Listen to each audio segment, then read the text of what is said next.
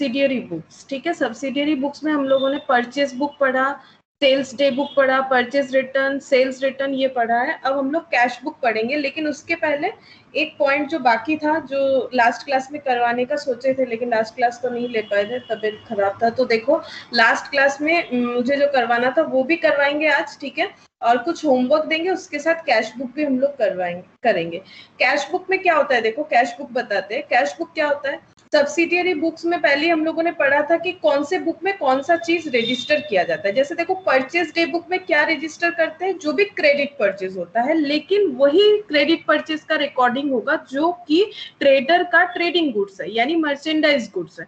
और सेल्स जो बुक है उसमें भी सेल्स का वही सारा एंट्री होगा जो क्रेडिट सेल है, लेकिन सिर्फ वही वाला जो ट्रेडिंग गुड्स है।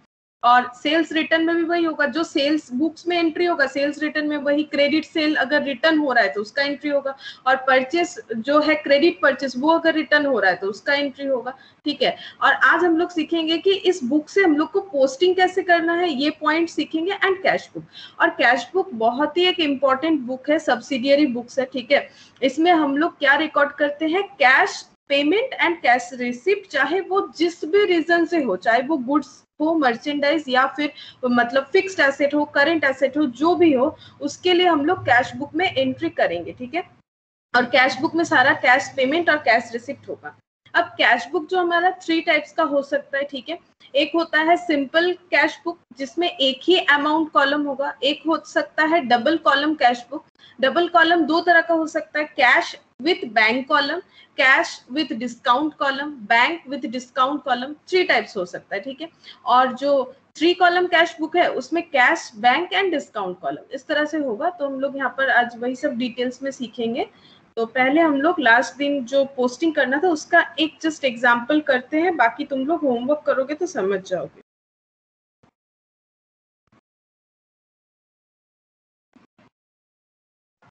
Good evening Kajal. Good evening ma'am.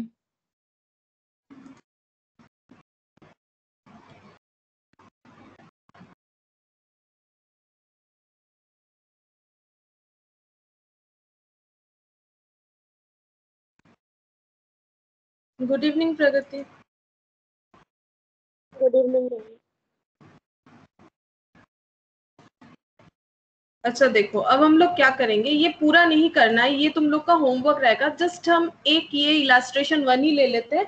इस इलास्ट्रेशन 1 से एक बार रिवीजन भी हो जाएगा किस तरह से परचेस बुक मेंटेन होता है और किस तरह से तुम लोगों को इसका अकाउंट ओपन करना है, ठीक है। तो देखो यहाँ पर क्या दिया हुआ है, from the following transactions prepare the purchase book of Jindal and company a sari dealer and post the transactions recorded in the purchase book to ledger. Post जो करते हैं वो किस तरह से करना है, जो कि मैंने सिर्फ दिखाया था, मतलब खुद से करके नहीं दिखाया था, बुक में जो था उसका एग्जाम्पल मैंने समझाया था कि किस तरह से पोस्ट होता है। आज हम लोग खुद से करके देखेंगे। तो ये देखो क्वेश्चन ये है, इससे तुम लोग परचेस डे बुक बनाने का कोशिश करो और मुझे बताओ कि क्या आंसर हो रहा है, ठीक है। क्या आंसर हो रहा है बताओ, हम भी करते हैं। देखो क्वेश्चन ये है, तुम लोग एक बार स्क्रीनशॉट ले लो, करने में हेल्प हो जाएगा, और बाकी हम तुम लोग को ये पीडीएफ तो शेयर कर ही देंगे, ठीक है। तो फ्रॉम द फॉलोइंग ट्रांजैक्शन जो दिया हुआ है क्या क्या है, देखो यहाँ पर 3rd of Jan, 8th of Jan, 15th of Jan और 30th of Jan। और क्या दिया हुआ है, देखो दिया हुआ है purchase on credit from Goyal mills Surat 55 polyester saris at the rate of 100 less trade discount 10%। Purchased for cash from Garg mill Kota 50 Kota saris at the rate of 40। तो देखो ये क्रेडिट में है तो ये एंट्री होगा। क्या ये वाला एंट्री होगा, 800 इनवॉइस नंबर जो है, क्या ये एंट्री होगा, बताओ तुम लोग। तो मुझे समझ में आएगा कि तुम लोग को याद है? नो मैम, नहीं होगा, बिकॉज ये कैश है, कैश का नहीं होता है, सिर्फ क्रेडिट का होता है। और 355 इनवॉइस वाला क्या होगा, पढ़ के देखो, purchase on credit from Mittal bills. Credit है तो होगा, लेकिन देख लेते हैं गुड्स क्या है, सिल्क साड़ी तो होगा, क्योंकि ये तो साड़ी डीलर है। ये देखो ऊपर लिखा हुआ है साड़ी डीलर। और ये देखो purchase on credit from Bansal and company 2 typewriters. अब टाइपराइटर्स क्रेडिट में खरीदा है तो क्या हुआ, ये टाइपराइटर थोड़ी बेचता है, ये तो साड़ी डीलर है, तो ये टाइपराइटर इसका बिजनेस में यूज के लिए खरीदा होगा।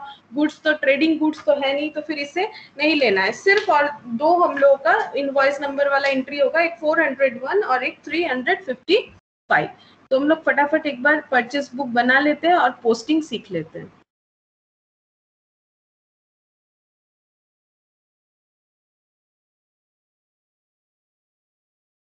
Purchase book, date, invoice number, particulars लिख सकते हो या फिर नेम ऑफ सप्लायर,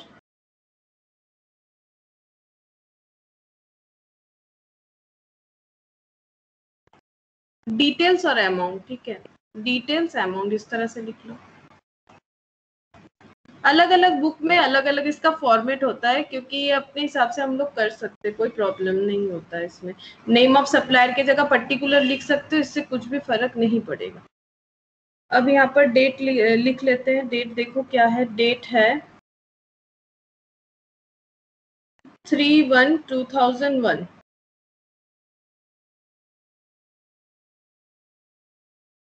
एक काम करते हैं, यहाँ पर लिखते हैं 2001 Jan 3। इनवॉइस नंबर है 401। नाम क्या है, गोयल मिल्स सूरत।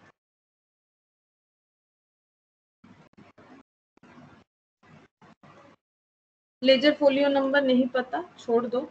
अब डिटेल्स में लिखना है क्या लिए, क्या है हम लोग लिए हैं 55 पॉलिस्टर साड़ी 100 करके लेस 10% ट्रेड डिस्काउंट। तो 55 पॉलिस्टर साड़ी तो 55 इंटू 100 तो कितना हो जाएगा 5500 लेस करेंगे trade discount at the rate of 10%, तो कितना हो जाएगा 550। तो नेट अमाउंट कितना आ जा रहा है, देखो यहाँ पर 4950। नेक्स्ट जो है वो है Jan 15 ये वाला 355।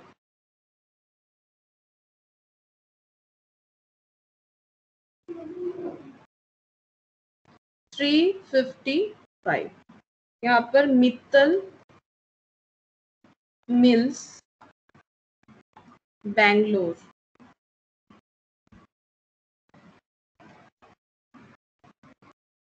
और इनसे क्या लिया गया है, इनसे लिया गया है 10 सिल्क साड़ी 260 करके, तो 2600 लेस ट्रेड डिस्काउंट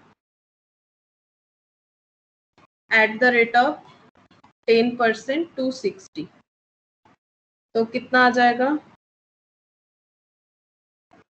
2340। अब टोटल करना पड़ेगा। अब टोटल करेंगे तो देखो कितना हो रहा है 7290। 7290। यहाँ पर हम लोग इसका डेट चाहो तो इस तरह से लिख सकते हैं Jan 31, ठीक है, इस मंथ का है।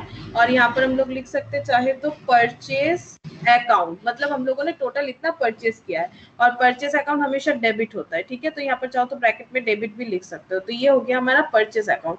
तो ये तो मैंने पहले भी सिखाया था, ठीक है, ये मैंने पहले भी सिखाया था। अब हम लोग को सीखना क्या है कि किस तरह से इससे हम लोग पोस्टिंग करेंगे, ठीक है। पोस्टिंग किस तरह से करना है वही सीखेंगे मेनली।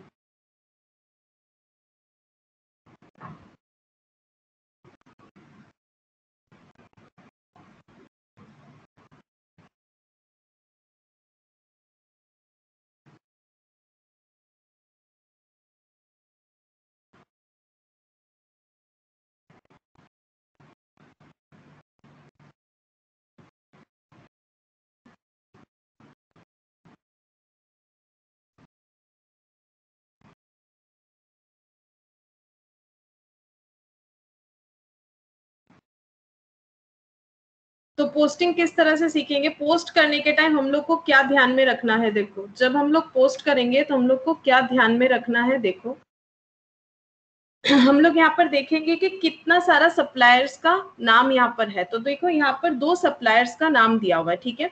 यहाँ पर 2 सप्लायर्स का नाम दिया हुआ है और पोस्ट करने के टाइम हम लोग को क्या करना है, सप्लायर का नाम जो होता है, इंडिविजुअल सप्लायर का नाम हम लोग क्या करेंगे, उसे डेली पोस्ट करते हैं। जो इंडिविजुअल सप्लायर का नाम होता है ना, ये डेली पोस्ट करते हैं, ठीक है। और जो परचेस में टोटल आ जाता है, पीरियोडिकली टोटल किया जाता है। जैसे मान लो ये Jan 3 से लेके 15 और यहाँ 31, यानी पूरे 1 मंथ का टोटल परचेस है 7290। जब पूरा 1 मंथ कवर हो जाएगा, अकाउंट ओपन करेंगे। अभी यहाँ पर तो देखो 2 ही है, प्रैक्टिकली हम बता रहे कैसे होता है। प्रैक्टिकली क्या होता है, जो सप्लायर्स का नाम है वो डे टू डे यानी डेली बेसिस पे पोस्ट होगा, लेकिन जो टोटल परचेस है वो पीरियोडिकली होगा। अब जो पीरियड ये लोग मेंटेन करते हैं, 2 मंथ्स 1 मंथ जैसे भी हो, या फिर 15 डेज जो भी हो। तो सप्लायर्स का नाम और परचेस बुक। तो सप्लायर्स का नाम क्या क्या है, गोयल मिल्स सूरत, ठीक है, और मित्तल मिल्स बैंगलोर। तो 2 सप्लायर का नाम हम लोग यहाँ पर लिखेंगे। और किस तरह से अकाउंट बनेगा ये देखो, पहले लिखते हैं गोयल मिल्स सूरत।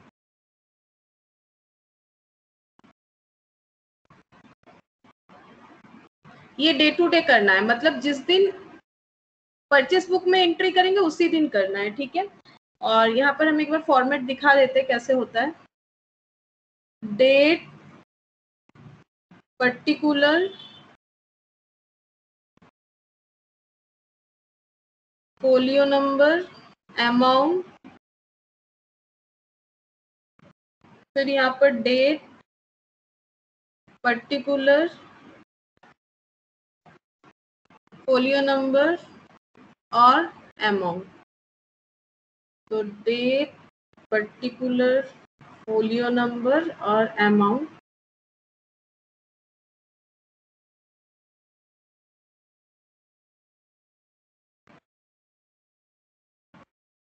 डेट, पर्टिकुलर, फोलियो नंबर और अमाउंट, ठीक है। ये पहला पोस्टिंग हम लोग करेंगे।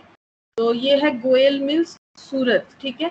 अब पोस्टिंग क्या करना क्या है, देखो यहाँ पर एंट्री किस तरह से हो रहा है, एक बार जस्ट एंट्री की तरह अगर रीड करते हैं कि अगर हम लोग परचेज क्रेडिट में करते तो क्या एंट्री करते, Goyal Mills account, Goyal mills Surat account debit, sorry purchase account debit to Goyal mills Surat. अगर हम लोग एंट्री करते, ये बुक मेंटेन करने की जगह अगर एंट्री करते तो क्या एंट्री करते, purchase account debit to Goyal mills Surat, purchase debit हो जाता, ठीक है। और कैश परचेज से परचेज टू कैश होता है, लेकिन जब क्रेडिट परचेज होगा तो परचेज टू क्रेडिटर, क्रेडिटर यानी सप्लायर, सप्लायर कौन है, गोयल मिल्स सूरत। तो एंट्री भी जस्ट उसी तरह से ही सोच के हम लोग को करना है। तो मैंने एक बात उस दिन बताया था कि जो अकाउंट है उसमें उस अकाउंट का नाम कभी नहीं आएगा, ठीक है। गोयल मिल्स में कभी भी गोयल मिल्स नहीं लिखेंगे, हम लोग लिखेंगे पर्टिकुलर में बाई परचेज, जस्ट इतना ही लिखना है, बाई परचेज, ठीक है। अकाउंट लिख सकते हो चाहो तो, बाई परचेज अकाउंट। यहाँ पर अमाउंट हो जाएगा जो यहाँ है 4950, जो नेट अमाउंट हम लोग का है 4950। और डेट चाहो तो दे सकते हो 3rd Jan 2001 Jan 3, बस और कुछ नहीं करना है इसे, ठीक है। फिर सिमिलरली हम लोग और एक जो सप्लायर है मित्तल मिल्स, उनके लिए भी अकाउंट बनाएंगे, बैंगलोर।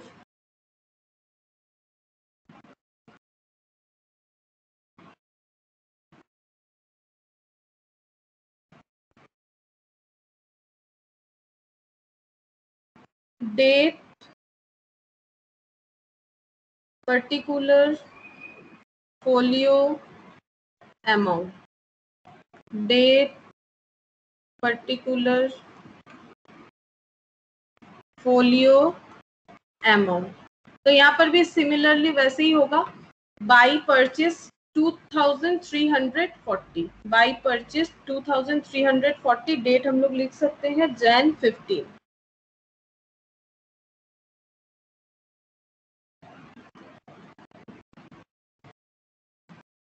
2340 ये हो गया। ये डे टू डे बेसिस पे होगा, practically day to day basis पे होगा। जैसे परचेस बुक में लिखेंगे, अगर लेजर पोस्ट करना है तो तुरंत इन लोगों का लेजर ओपन करेंगे, ठीक है। ये डे टू डे बेसिस पे होगा, क्योंकि देखो डेट किस तरह से लिख रहा है।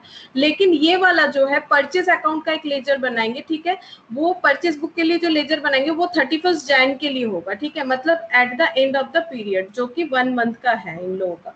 तो यहाँ पर लिखेंगे परचेज अकाउंट, परचेज अकाउंट, और यहाँ पर क्या होगा, सेम वही डेट, पर्टिकुलर, फोलियो, अमाउंट,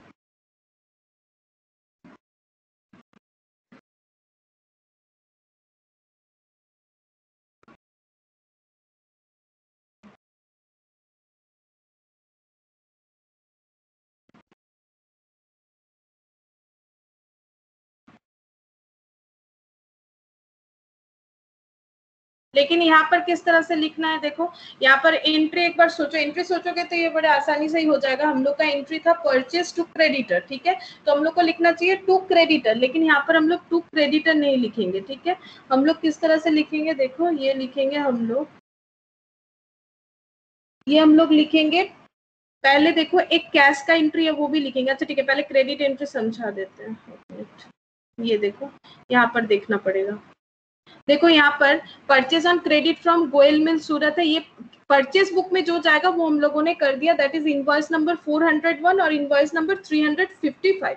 लेकिन जब हम लोग परचेज कर रहे हैं गर्ग मिल से कोटा साड़ी, जो कि कैश में परचेज कर रहे हैं, तो एंट्री क्या होगा, एंट्री होगा purchase account debit to cash. तो purchase account debit to cash होगा, तो फिर परचेज बुक में उसका एंट्री होगा, देखो purchase book, sorry purchase account में उसका एंट्री होगा, बुक में नहीं होगा, लेकिन परचेज अकाउंट में उसका एंट्री हम लोग कर सकते हैं। तो यहाँ पर लिखेंगे टू कैश, क्योंकि purchase account debit to cash होता है, तो टू कैश हो जाएगा। देखो 2000 हो रहा है अमाउंट, अमाउंट देखो हो रहा है 2000,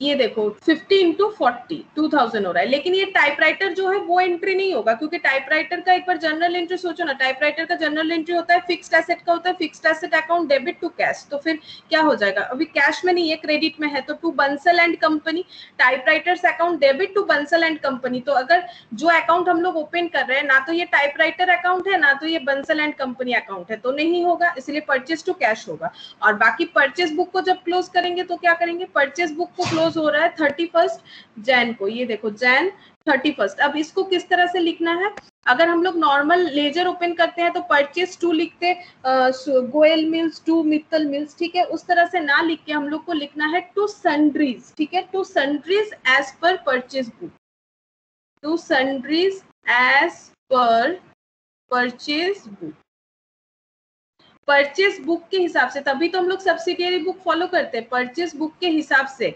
सन्ड्रीज, ठीक है, यानी सन्ड्रीज ये क्या हो जाएंगे, क्रेडिटर, बिकॉज हम लोग परचेज अकाउंट में लिख रहे हैं, तो सन्ड्रीज जो है वो कितने हैं, वो है 7290, तो हम लोग लिखेंगे 7290, ये हो जाएगा हम लोगों का पोस्टिंग इस तरह से।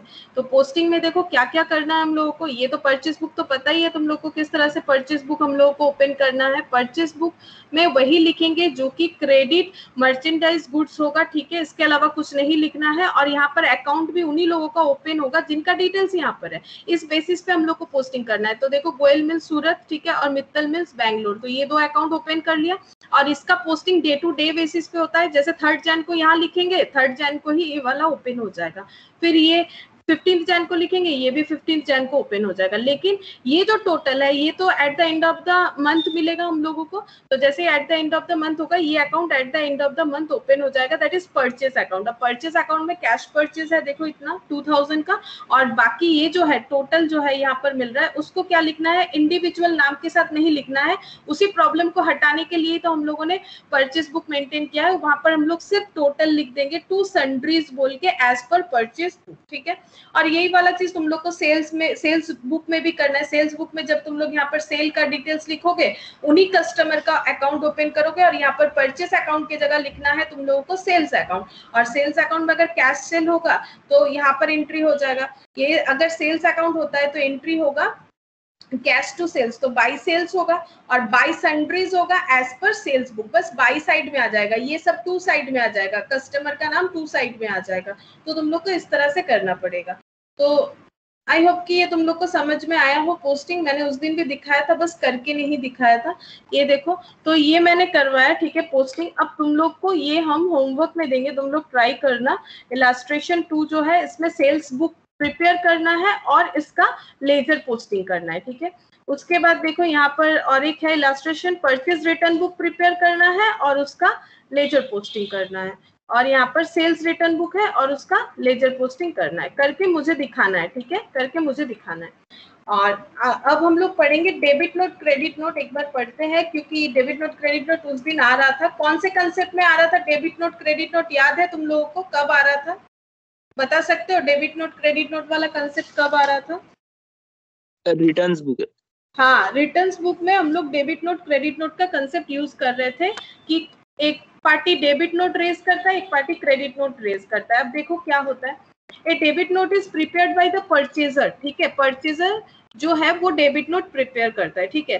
सीधा बात है, तुम लोग अगर खुद को मतलब अगर ऑनलाइन में रिटर्न वगैरह करते हो, कभी भी कुछ भी लो, मेडिसिन ले लो या फिर कुछ भी इलेक्ट्रॉनिक्स का चीज ले लो, चाहे अमेजन से ले लो, चाहे फ्लिपकार्ट से ले लो, चाहे मिंत्रा से ले लो, कहीं से भी ले लो, ठीक है।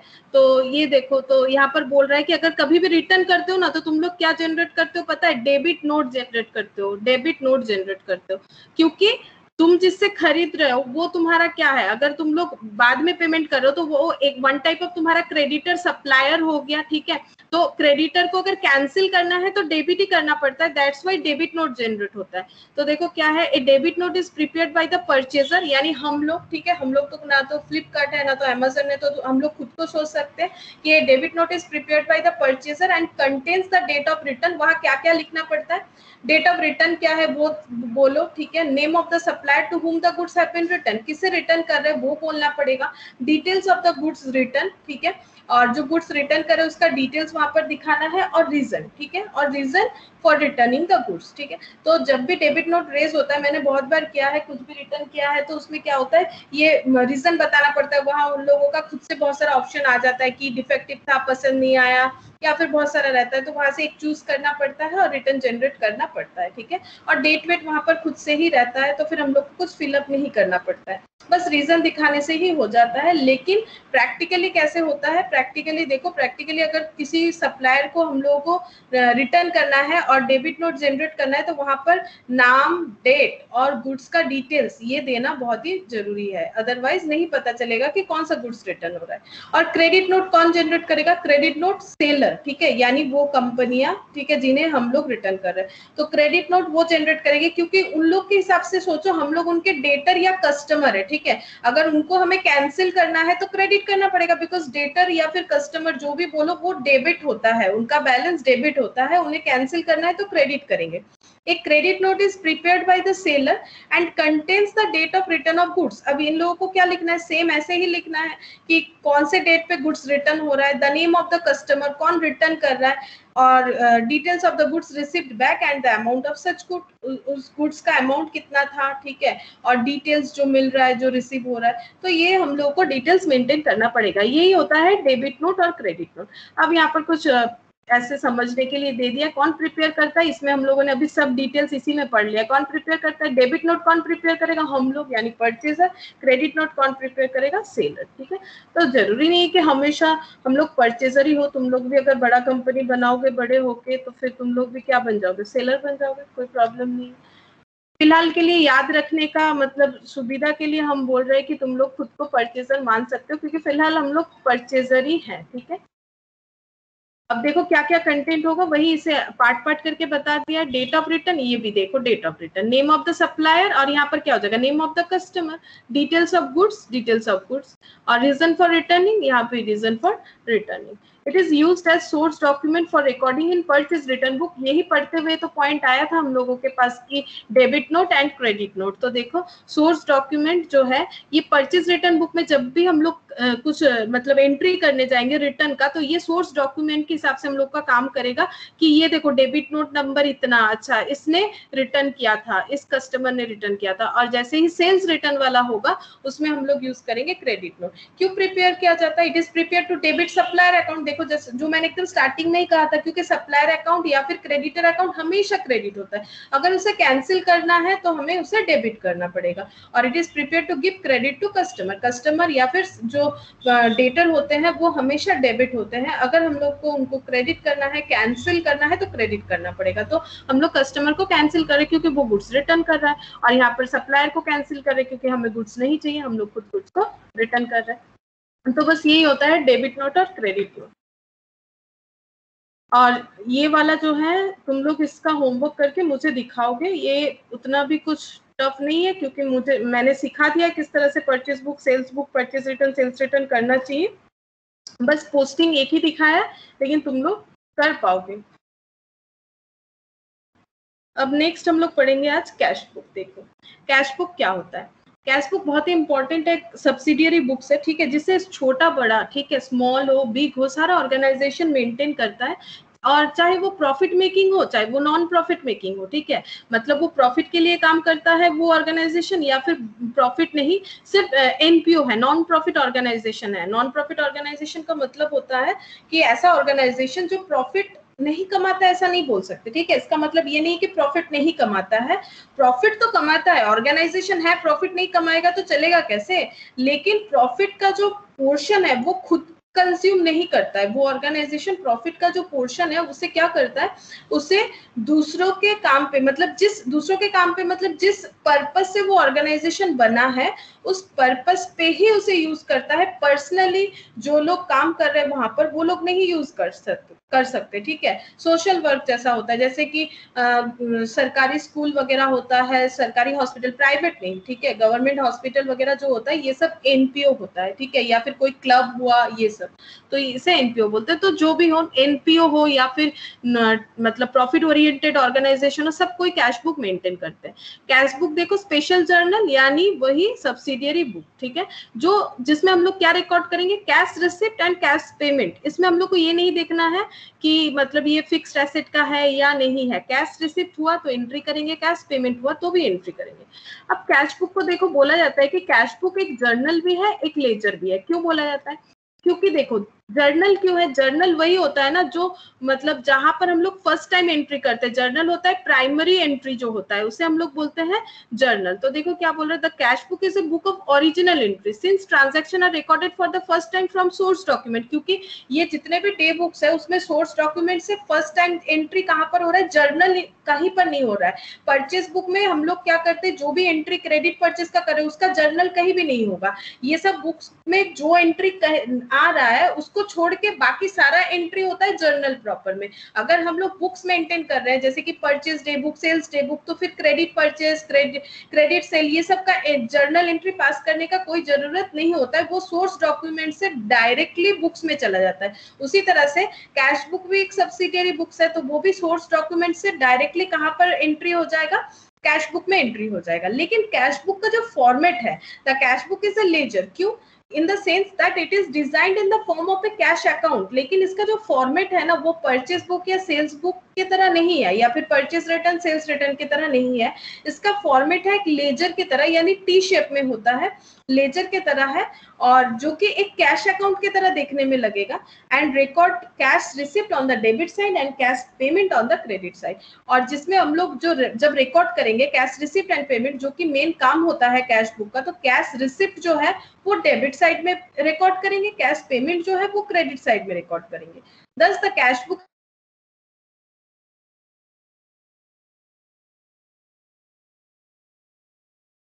डॉक्यूमेंट से डायरेक्टली इसी बुक में एंट्री होता है। अब जैसे कि स्टार्टिंग में मैंने बताया था, कैश बुक देखो 3 तरह का होता है, सॉरी 4 तरह का यहाँ पर दिया है इन लोगों ने। पेटी कैश बुक मैंने नहीं बताया था, भूल गए थे, तो पेटी कैश बुक भी यहाँ पर इंक्लूडेड कर सकते हैं। सिंगल कॉलम होता है cash book with discount column, cash book with bank and discount column, यानी single column, double column, triple column और पेटी कैश बुक, ठीक है। अब सिंगल कॉलम कैश बुक मतलब क्या होता है, देखो single column cash book has 1 amount column, ये देखो 1 अमाउंट कॉलम, ठीक है, ऑन ईच साइड, दोनों साइड एक एक अमाउंट कॉलम होगा। All cash receipts are recorded on debit side, debit side में सारा कैश रिसिप्ट जो है वो रिकॉर्डेड होगा। And all cash payment on the credit side. In fact this book is nothing but a cash account. अगर तुम लोग journal entry अच्छी तरह से सीख ही लिए हो, मुझे पता है, तो जर्नल एंट्री मतलब अपने मन में जर्नल बोलोगे और इसका जस्ट लेजर पोस्टिंग करोगे, क्योंकि देखो ना ये है ही कैश अकाउंट की तरह, क्योंकि इसका जो फॉर्मेट है वो टी शेप में इस तरह से है, परचेस बुक या फिर सेल्स डे बुक बाकी सब्सिडियरी बुक्स के तरह नहीं है। Hence there is no need to open this account in ledger. अभी हम लोगों ने सीखा ना कि परचेस डे बुक्स हम लोग फिर से पोस्ट कर रहे हैं, तो यहाँ पर क्या होगा, यहाँ पर कैश अकाउंट और अलग से ओपन करने का जरूरत नहीं होगा। जैसे कि हम लोग वहां पर परचेस बुक को ओपन कर रहे हैं ना, कस्टमर का नाम लिखा, देखो यहाँ पर हम लोगों ने क्या किया, हम लोगों ने यहाँ पर कस्टमर का नाम लिखा, ये देखो कस्टमर बोल रहे सॉरी क्रेडिटर का नाम लिखा और परचेस अकाउंट भी ओपन किया। लेकिन यहाँ पर कैश बुक में हम लोग को अलग से जो है कैश अकाउंट ओपन करने का जरूरत नहीं है। लेकिन यहाँ पर जो भी हम लोग डेबिट क्रेडिट में लिखेंगे उसका अकाउंट चाहे तो हम लोग ओपन कर सकते हैं, लेकिन कैश अकाउंट का ओपन करने का और जरूरत नहीं होगा, क्योंकि यही जो है कैश बुक का भी काम करेगा, कैश अकाउंट का भी काम करेगा। Format of a single column cash book, देखो फॉर्मेट दिया हुआ है सिंगल कॉलम कैश बुक का।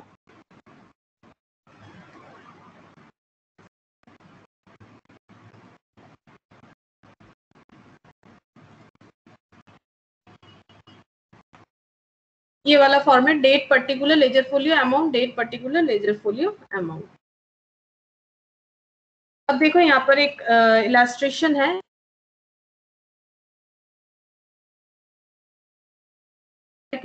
समझ जाओगे कैसे लिखा हुआ है। देखो, enter the following transaction in the single column cash book. तो सिंगल कॉलम कैश बुक में हम लोग एंट्री करेंगे, तो पहले फॉर्मेट एक बार बना लेते हैं।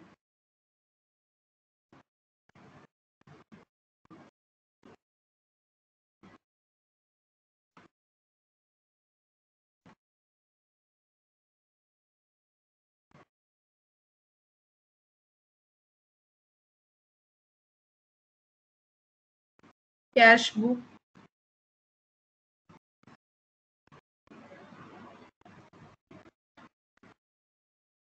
डेट पर्टिकुलर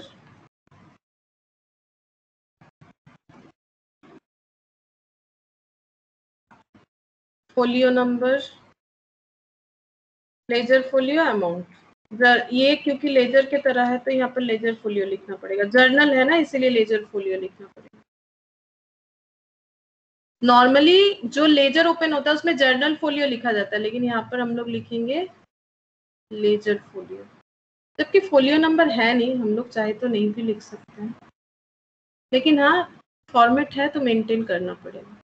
और यहाँ पर लिखेंगे डेबिट, ये लिखना पड़ता है, और यहाँ पर लिखेंगे क्रेडिट, डेट पर्टिकुलर्स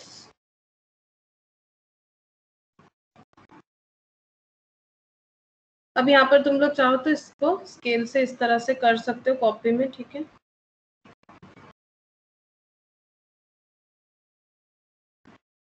अब हम तुम लोग से पूछेंगे एक एक जन से जर्नल का एंट्री, और तुम लोग बताओ, हम उस हिसाब से पोस्ट करेंगे, तो तुम लोग रेडी रहो। अच्छा, और एक चीज बता देते हैं, कैश बुक जो होता है, कैश बुक हमेशा स्टार्टिंग होता है ओपनिंग कैश बैलेंस से। अगर ओपनिंग कैश बैलेंस अवेलेबल है तो हमेशा ओपनिंग कैश बैलेंस से स्टार्ट होता है और क्लोज होता है क्लोजिंग कैश बैलेंस से, ठीक है। हमेशा ओपनिंग कैश बैलेंस से स्टार्ट होगा और क्लोजिंग कैश बैलेंस से जो है क्लोज होगा। तो यहाँ पर थोड़ा सा फॉर्मेट को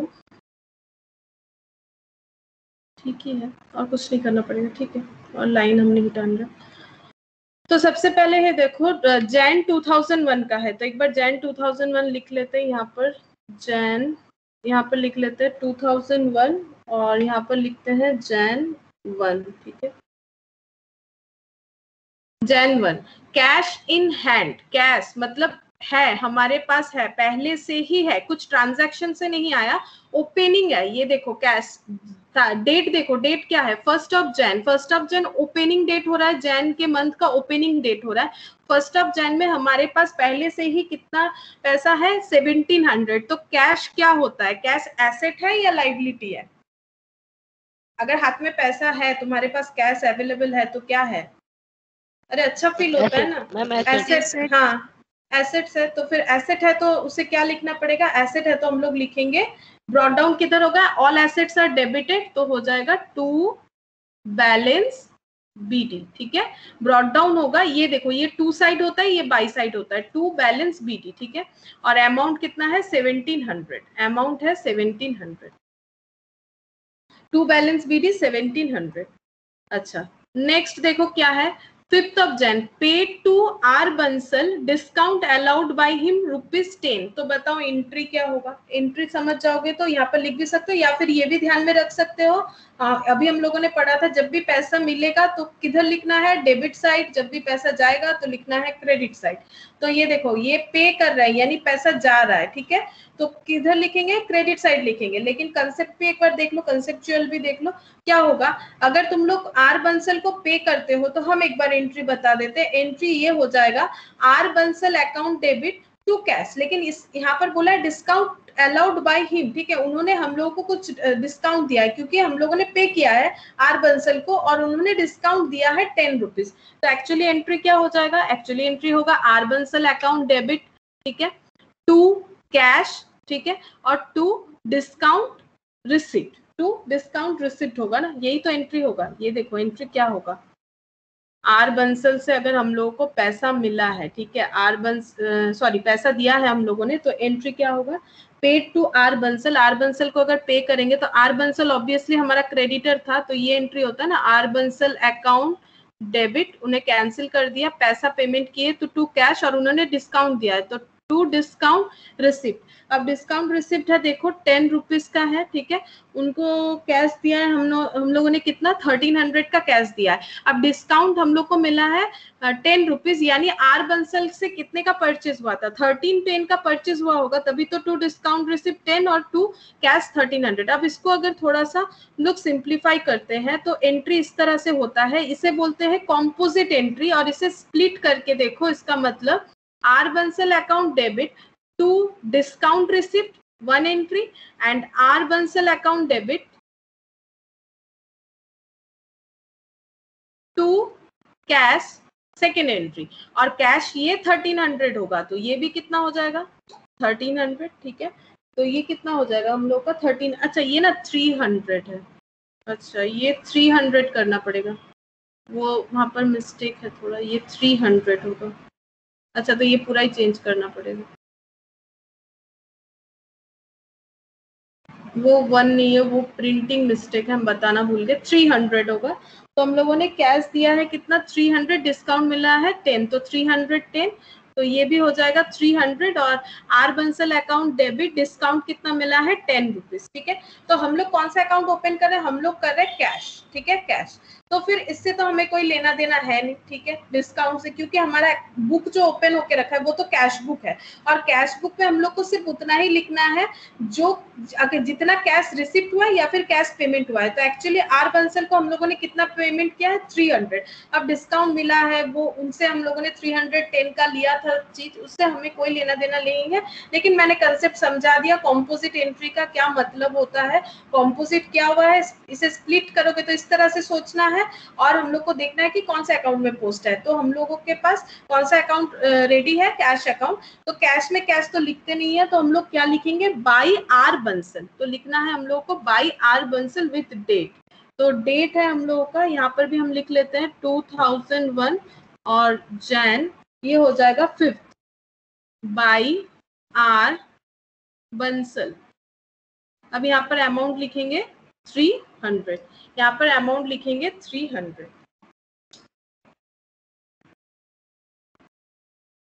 अब नेक्स्ट देखो क्या है, purchase goods from Goyal and company for cash 400। तो बताओ क्या होना चाहिए, तुम लोग सोचो, सोच के मुझे बताओ क्या होना चाहिए, फिर हम लिखते हैं। परचेज क्या है तो क्या करोगे ना, देखो गुड्स परचेज दो तरह से सोच सकते हो, या तो सोचो पैसा आ रहा है या जा रहा है, परचेज कर रहे तो पैसा जा रहा है, बेटर यही होगा। जर्नल को सोच लो दिमाग में, जर्नल तो करना ही है, जर्नल भी स्ट्रॉन्ग हो जाएगा इसी बहाने। और एक बार purchase goods from Goyal and company for cash क्या होगा, एंट्री बताओ। परचेज टू कैश होगा ना, परचेज टू कैश। तो अगर परचेज टू कैश होगा तो हम लोग यहाँ पर क्या लिखेंगे, बाई परचेज। वैसे भी क्वेश्चन में बता के ही रखा था हम लोगों को कि सॉरी मतलब क्वेश्चन बोल रहे हैं, मतलब यहाँ पर हम लोगों को बोल के ही रखा है अगर पेमेंट होगा तो क्रेडिट साइड में लिखो, लेकिन लिखे क्या, बाई परचेज। तो इससे अच्छा है ना जर्नली सोच लेते हैं तो बाई परचेज लिख पाएंगे। 400, ठीक है, बाय परचेज 400। फिर देखो क्या है, receipt from R Kansal 980, discount allowed 20, तो क्या एंट्री होगा, आर कंसल से पैसा मिला है तो cash account debit to R Kansal, और डिस्काउंट अलाउड भी डेबिट होगा, R Kansal debit, discount allowed debit to क्या हो जाएगा, सॉरी कैश रिसीव हुआ है ना, तो cash account debit, discount allowed debit to R Kansal. ये देखो कैश अकाउंट डेबिट हम बता देते हैं यहाँ पर एक बार, पैसा मिला है, cash discount allowed to R Kansal, बस ये कॉम्बो एंट्री। अब देख लो कितना कैश रिसिप्ट हुआ है, कैश रिसिप्ट हुआ है हम लोगों को 980, 980 डिस्काउंट 20, तो ये कितना हो जाएगा 1000, ठीक है। तो हम लोग को वही कंबाइन का स्प्लिट कर लो, तो cash to R Kansal, discount to R Kansal, तो डिस्काउंट टू आर कंसल से यानी 20 से तो कुछ लेना देना है नहीं, तो ये 980।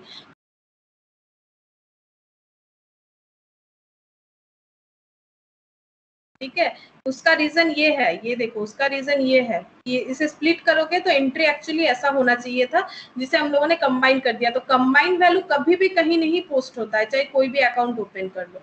तो ये 980 से एंट्री होगा, तो हम लोग क्या लिखेंगे, हम लोग लिखेंगे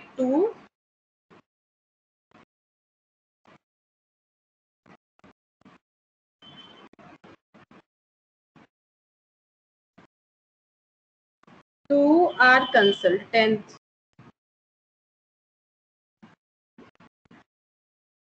10 जन को 980। फिर नेक्स्ट देखो क्या है, sold goods to Garg and company for cash, तो कैश में सेल किया है तो क्या हो जाएगा कैश टू सेल्स, तो 16th को लिखेंगे कैश टू सेल्स, तो cash account debit to sales, cash account debit to sales हो गया 400। अब चाहो तो इसके आगे तुम लोग ये अकाउंट वाला लैंग्वेज जो है ये लिख सकते हो। नेक्स्ट है paid to S Ansal discount receipt, तो ये इसी की तरह होगा, ठीक है, डिस्काउंट रिसीप्ट हुआ है, डिस्काउंट अलाउड बाय हिम या फिर डिस्काउंट रिसीप्ट, बस बात को घुमा के बताया है, बात तो एक ही है कि डिस्काउंट मिल रहा है, तो हम लोगों ने पे किया है, तो क्या एंट्री होगा, बाई एस अंसल 21 जैन को है, बाई एस अंसल, और अमाउंट है 295, अमाउंट है 295। डिस्काउंट का नहीं ही एंट्री होगा, क्यों नहीं होगा वो मैंने पहले ही समझा दिया। पेड वेजेस, तो वेजेस पेमेंट का एंट्री होता है वेजेस टू कैश, तो क्या लिखेंगे 25 को by wages, 25 of Jan by wages, तो वेजेस का अमाउंट है 50, अकाउंट। नेक्स्ट है paid to X and company in full settlement of his account which shows a credit balance of 400 390। अब बताओ तो यहाँ पर एंट्री कितने से होना चाहिए, दो चीज बताया है कि हम लोगों ने एक्स एंड कंपनी का अकाउंट जो है पे किया है उनको, यानी उनसे उधार लिया था, मतलब उधार में कुछ लिया होगा, ठीक है, और हम लोगों ने उनका अकाउंट पूरा सेटल कर दिया है, जो कि 400 क्रेडिट होके रखा था एक्स एंड कंपनी का अकाउंट, जो कि 390 से हम लोगों ने सेटल कर दिया है। इसका मतलब क्या है बता सकते हो, इसका मतलब क्या है, 10 रुपीज का जो गैप है वो क्या है,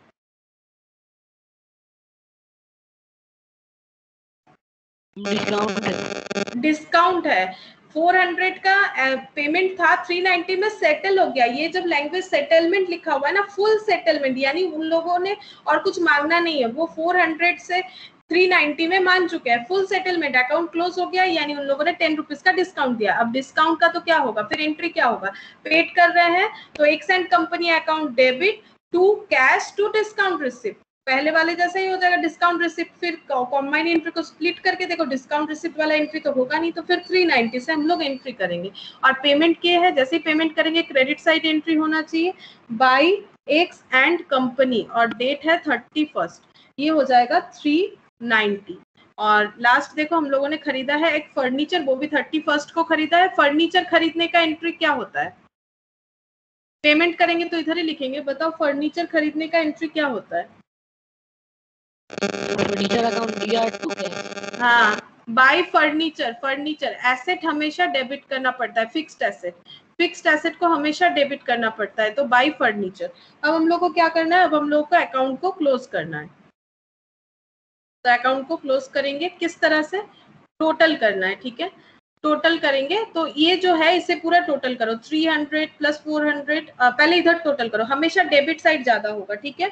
उसका रीजन भी बताते हैं क्यों ज्यादा होगा। टोटल करो 1700 980 प्लस 400 कितना होता है, देखो हमेशा डेबिट साइड ही ज्यादा होगा, क्यों होगा वो भी हम बताते हैं अभी। तुम लोग टोटल करो 3080।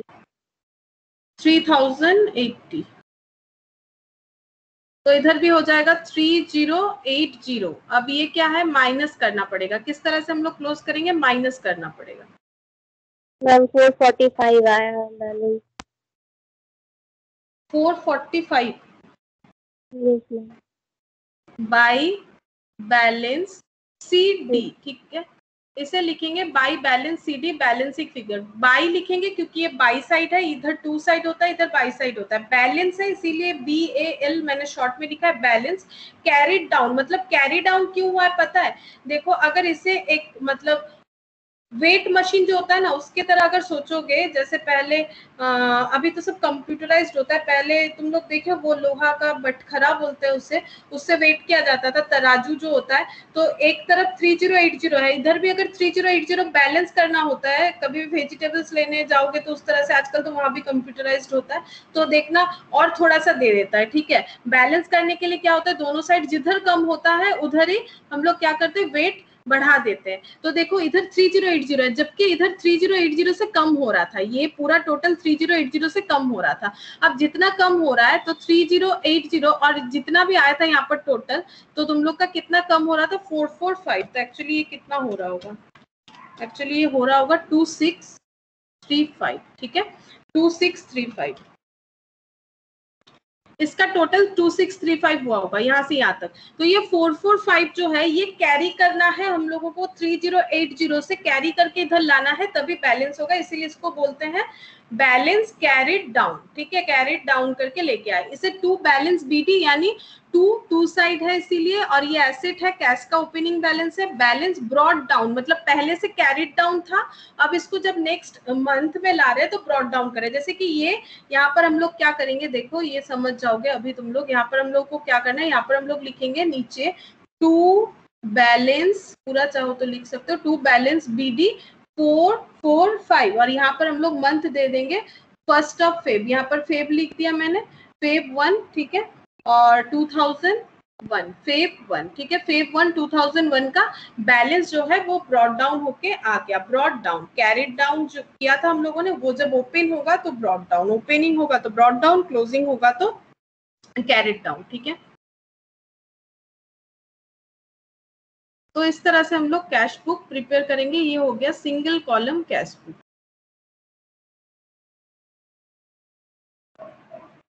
और जो हम बता रहे थे कि जो डेबिट साइड है वो हमेशा ज्यादा क्यों आएगा, बिकॉज ये कौन सा साइड है, ये है रिसिप्ट, और ये कौन सा साइड है, ये है पेमेंट कैश बुक का, ठीक है, ये है पेमेंट साइड, ये रिसिप्ट साइड।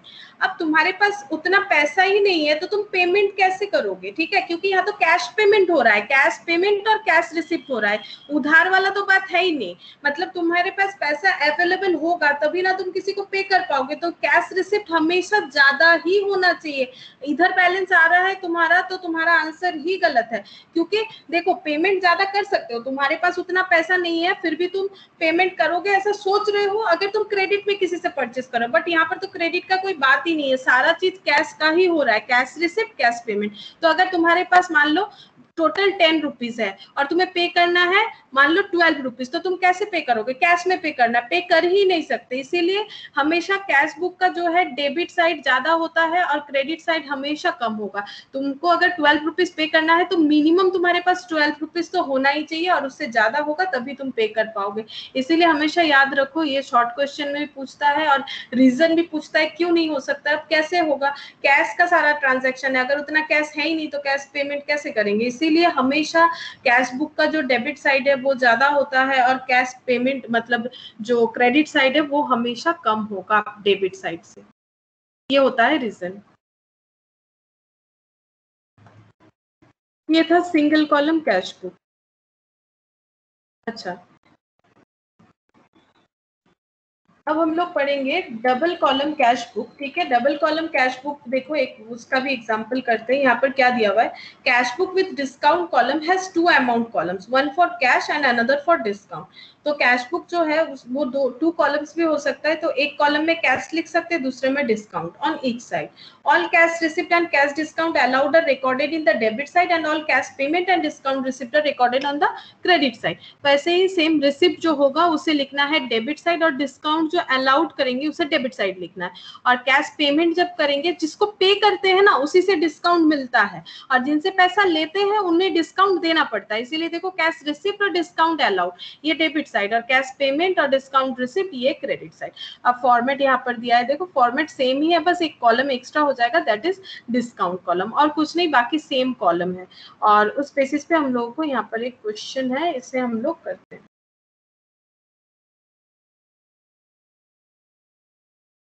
तो तुम लोग फॉर्मेट बनाओ, प्रिपेयर, ये देखो दिया हुआ है, prepare a 2 column cash book from the following transaction of Shri R K Gupta. Shri R K Gupta का हम लोगों को डबल कॉलम कैश बुक बनाना है।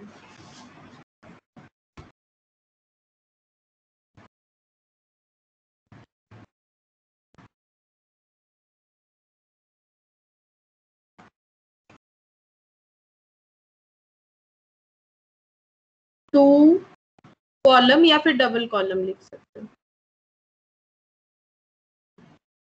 Cash book with cash book of Sri R.K. Gupta.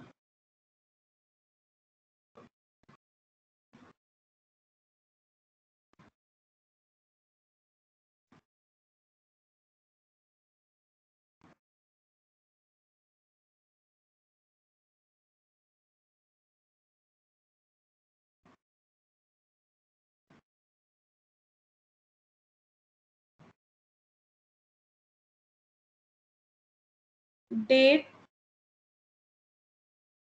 particular, ledger folio, discount, cash column, ठीक है। फिर date, particular, ledger folio, discount, cash. ये लिख देते हैं रुपीस, यहाँ पर भी लिख देते हैं रुपीस।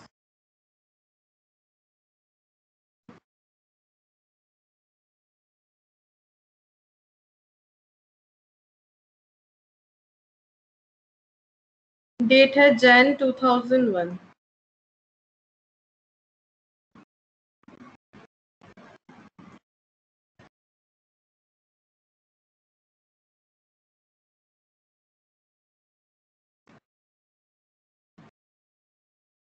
अब देखो ओपनिंग कैश, ठीक है, 1 जैन। ओपनिंग कैश नॉर्मली रहेगा क्योंकि cash book starting with opening cash balance and close with closing cash balance. तो ये देखो 1 जैन कैश इन हैंड, तो इसका फिर से हम लोग वही डेबिट साइड में लिखेंगे, ठीक है। 1 जैन 2 लिखना है बिकॉज ये डेबिट साइड होता है, जो कि 2 साइड होता है, और ये क्रेडिट साइड होता है। तो 2 बैलेंस, BALNC तुम लोग पूरा लिख सकते हो, 2 बैलेंस BD, ठीक है। 4000। अब देखो ये डिस्काउंट कॉलम है, एक काम करते हैं कॉलम मेंशन कर लेते हैं, ये तो नहीं समझ पा। तो ये जो डिस्काउंट है, ये तो डिस्काउंट नहीं है, ये कैश का बैलेंस है, तो यहाँ पर लिखना है हम लोगों को 4000। नेक्स्ट देखो कैश परचेज, 6 जैन 2000 का कैश परचेज हुआ है। तो कैश परचेज का एंट्री क्या होता है, पेमेंट करना पड़ेगा ना, तो क्रेडिट साइड आना पड़ेगा। बताओ कैश परचेज का एंट्री क्या होता है। हम कैश अकाउंट या to purchase account, to purchase, cash account debit क्यों होगा, कैश परचेज, परचेज अकाउंट या to cash account. Purchase account debit to cash account, तो purchase account debit to cash, ये तो कैश है, तो कैश में कैश कभी नहीं आएगा, तो क्या लिखेंगे बाई परचेज। ये बाई साइड है इसीलिए बाई और परचेज, ठीक है। बाई परचेज यहाँ पर हो जाएगा, ये तो डिस्काउंट अमाउंट नहीं है, ये परचेज अमाउंट है, तो 2000, ठीक है। Purchase amount 2000। वेजेस पेड, फिर से देखो पेमेंट का एंट्री है 10th of Jan, wages paid. तो वेजेस पे करेंगे तो wages account debit to cash, तो by wages 40। Cash sale, cash sale का एंट्री क्या होगा? कैश सेल कर रहे हैं तो पैसा मिलेगा 11th ऑफ जैन को, तो रिसिप्ट हो रहा है, क्या हो जाएगा? कैश टू सेल्स, ठीक है, cash to sales 6000, cash to sales 6000, cash receipt from Suresh and allowed him discount 20 rupees.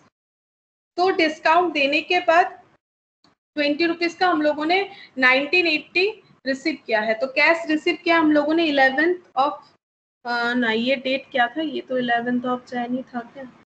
Cash receive from Suresh 12th of Jan है, cash receive from Suresh that is 12th of Jan. तो cash मिला है सुरेश से, तो cash account debit to Suresh, ठीक है। तो सुरेश से मिला है 1980, ठीक है, और उसको डिस्काउंट दिया है हम लोगों ने 20 रुपीज। तो ये डिस्काउंट इधर लिखना है, ठीक है, क्योंकि उससे पैसा मिला है तो वो हमारा कस्टमर था, उसको डिस्काउंट अलाउड किया 20 rupees. Cash paid to Munna 19 rupees, ठीक है, एंड डिस्काउंट रिसिप्ट 30। तो यहाँ पर देखो 19th को बाई मुन्ना कैश रिसीव हुआ है, तो मुन्ना अकाउंट डेबिट। तो ये देखो डिस्काउंट कितना हो रहा है, डिस्काउंट दिया हुआ था हम लोगों को 30 रुपीज और कैश रिसीव हुआ है 2470। तो ये देखो 2470 और 30। Cash paid to Reddy, sorry cash paid to Radhe, अच्छा cash paid to Radhe 400 27th को। तो यहाँ पर लिखेंगे 27th को बाई राधे।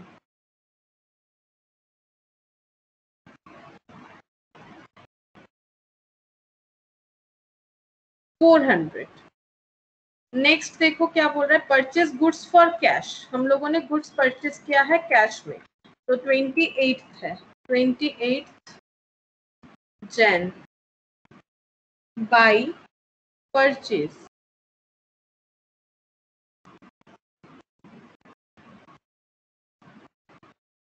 2070, ठीक है, और तो कुछ नहीं है, यहीं पर क्लोज है। बस हम लोग को अब अकाउंट क्लोज करना है। जैसे कि हम लोगों ने सीख लिया है कि इधर ही हमेशा ज्यादा होगा तो पहले इसको टोटल करेंगे, बैलेंस उधर निकालेंगे।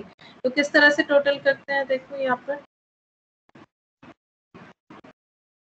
डिस्काउंट कॉल, बताओ 11,980, और ये हाँ ये 20 हो जाएगा, जैसा है वैसा 20 रहेगा। और इधर हम लोगों को देखना है कि कितना हो रहा है, उस हिसाब से हम लोग लिखेंगे। 5000 बैलेंस आएगा 5000, तो इधर टोटल करके देखो, फिर इससे माइनस, पहले इधर लिखेंगे हम लोग इस तरह से 11,980, ठीक है, 11,980। और यहाँ पर हम लोग बाई है, बाई लिखेंगे, मंथ एंड हो रहा है और जैन का एंडिंग डेट होता है 31st, तो 31st लिखेंगे बाई बैलेंस, ये कैरेट डाउन होता है CD, ठीक है। और देखो डिस्काउंट कॉलम को कभी भी बैलेंस नहीं किया जाता है, डिस्काउंट कॉलम को बैलेंस नहीं किया जाता है क्योंकि ये दोनों अलग अलग चीज है, ठीक है, अलग अलग सप्लायर और डेटर वाला कंसेप्ट होता है, इसीलिए ये ये सिर्फ टोटल किया जाता है, इससे बैलेंस नहीं किया जाता है। बैलेंस सिर्फ कैश कॉलम को किया जाएगा। और बैलेंस कैसे होगा, ये 11,980 ये पूरा टोटल करके जो भी आएगा माइनस 11,980 माइनस दैट अमाउंट हो जाएगा। तो यहाँ पर अमाउंट आ रहा है, प्रगति ने बताया मुझे, ये अमाउंट आ रहा है 5,000 का, ठीक है, ये अमाउंट आ रहा है 5,000, यानी हमारा जो कैश का क्लोजिंग बैलेंस है वो है 5,000। इसे अब हम लोग नेक्स्ट मंथ में ओपनिंग लिख सकते हैं। तो यहाँ पर देखो लिखेंगे 2001 Feb of 1 to balance BD, to balance BD। Discount का तो कुछ नहीं होता है, तो यहाँ पर लिख दिया मैंने 5,000, ये ओपनिंग आ गया 5,000। तो ये था हम लोगों का डबल कॉलम कैश, ठीक है।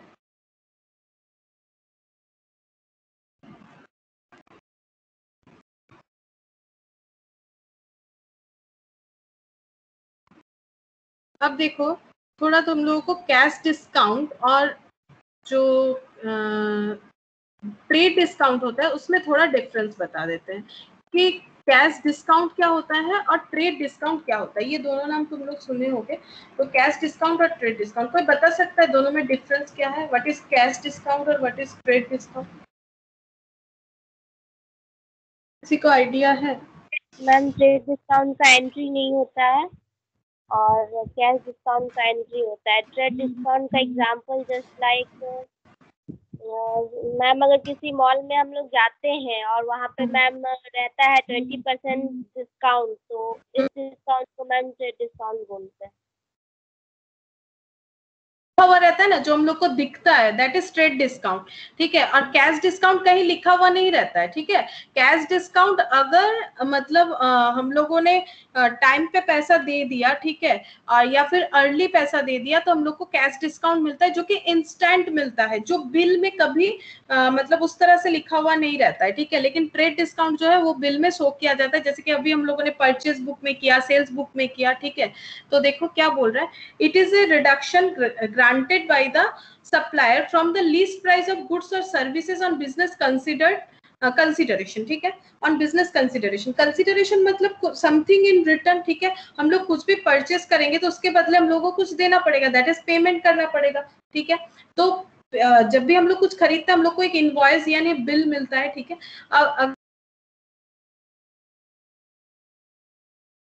वो अपना ट्रेड डिस्काउंट उसमें शो करेगा। नॉर्मली ट्रेड डिस्काउंट कैसे मिलता है पता है? अगर हम लोग क्वांटिटी ज्यादा खरीद रहे हैं, देखो जब भी मॉल में जाते हो ना, तो एक चीज पे डिस्काउंट उतना लिखा हुआ नहीं रहता है। अगर 2 खरीदेंगे तो फिर टोटल इतना डिस्काउंट, या फिर 3 खरीदेंगे तो फिर ऐसे डिस्काउंट। नॉर्मली ना क्वांटिटी ज्यादा ले रहे हैं, या फिर किसी अगर मान लो बगल, मतलब मान लो मॉल छोड़ दो, अगर कोई किसी घर के सामने दुकान से अगर तुम लोग बार बार सामान लेते हो, तो देखना बाकी लोगों से जो पैसा लेगा तुमसे थोड़ा बहुत कम ले लेगा, क्योंकि तुम उसके साथ ज्यादा बिजनेस कर रहे हो, मतलब उसके साथ ज्यादा लेन देन कर रहे हो, तो फिर एक अच्छा रिलेशन के लिए भी कम कर देता है। दैट इज ट्रेड प्रैक्टिसेस, ठीक है। बार बार अगर किसी के साथ मैक्सिमम क्वांटिटी में खरीद रहे हैं तो ट्रेड डिस्काउंट मिलेगा। जैसे अगर वेजिटेबल्स भी लोगे ना, तो कितना लोगे, अगर ज्यादा बार्गेनिंग करोगे तो पूछेगा आपको लेना कितना है, अगर ज्यादा लेना है तो कम कर देंगे, वही तो ज्यादा लेना है कम कर देंगे, मीन्स वही ट्रेड क्वांटिटी अगर ज्यादा लेते हैं, ठीक है।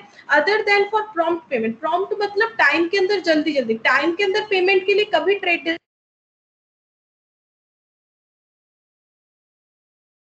कर रहे हो, अच्छा खासा क्वांटिटी ज्यादा खरीद रहे हो, बार बार खरीद रहे हो, तो तुम्हें बाकी लोगों से डिस्काउंट मिल जाएगा। और लीस्ट प्राइस मतलब जो गुड्स के ऊपर लिखा हुआ रहता है ना, कैटलॉग, प्रोडक्ट का जो कैटलॉग बनता है, उस कैटलॉग में जो प्राइस लिखा हुआ रहता है, उससे जितना भी कम में हम लोग को मिल रहा है, दैट इज ट्रेड डिस्काउंट।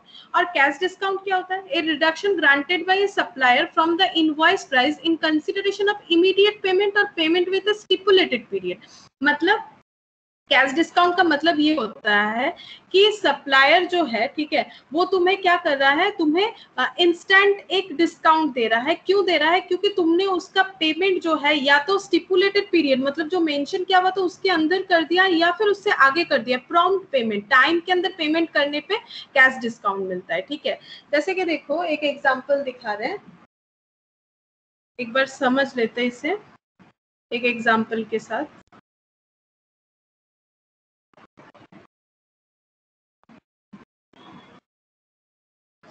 जैसे मान लो 10 गोल्ड रिंग, ठीक है, 10 gold rings are sold at least price of ₹20,000 each subject to trade discount, हम टीडी लिख रहे हैं, trade discount at the rate of 10%, ठीक है। तो ये बता दिया कि अगर कोई 10 गोल्ड रिंग खरीदेगा तो उसे ट्रेड डिस्काउंट मिलेगा 10%। तो जो इनवॉइस रेज होगा वो कैसे होगा? देखो इनवॉइस मतलब बिल, बिल कैसे बनेगा?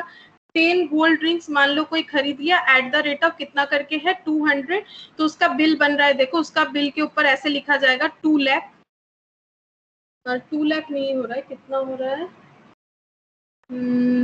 20,000 कर देते हैं, तो 2 लाख हो जाएगा, 2 लाख ले लेते, ठीक है। लेस कर देते हैं ट्रेड डिस्काउंट जो दिया जाएगा एट द रेट ऑफ 10%, तो इसे 10% का ट्रेड डिस्काउंट दिया जाएगा, दैट इज 20,000। तो कितना पेमेंट करना पड़ेगा, जो भी 10 कोल्ड ड्रिंक्स खरीदेगा उसका जो वैल्यू हो जाएगा पेमेंट का, अमाउंट पेएबल, पेएबल मतलब देना है 1,80,000। लेकिन मान लो इसी में ऐसा कुछ लैंग्वेज जोड़ दिया जाता है, मान लो इसी में एक ऐसा पॉइंट जोड़ देते हैं, टर्म्स ऑफ पेमेंट, टर्म्स ऐसे लिखा हुआ रहता है, ठीक है, terms of payment are 2% comma 30 days, ऐसे लिख देता है 2% कॉमा 30 डेज। इसका मतलब क्या होता है पता है, इसका मतलब है terms of payment, terms of payment क्या है 30 डेज, एक्चुअली 30 डेज के अंदर तुम्हें पेमेंट करना है। अगर तुम 30 डेज के अंदर पेमेंट कर देते हो ये 1,80,000 का, तो तुम्हें 2% का क्या मिल जाएगा, कैश डिस्काउंट मिल जाएगा। अब मान लो तुम अच्छे कस्टमर हो, 30 डेज के अंदर ही पे कर रहे हो, तो फिर क्या हो जाएगा, ये जो amount payable as per invoice है, अमाउंट पेएबल ये तो बिल के हिसाब से है, as per invoice, amount payable as per invoice है 1,80,000, लेस कर देंगे यहाँ पर कैश डिस्काउंट, इसे हम लोग बोलेंगे कैश डिस्काउंट। ये सिर्फ उन्हीं लोगों को मिलेगा जो ये टर्म्स जो है ये फुलफिल कर रहे हैं, नहीं तो नहीं मिलेगा। कैश डिस्काउंट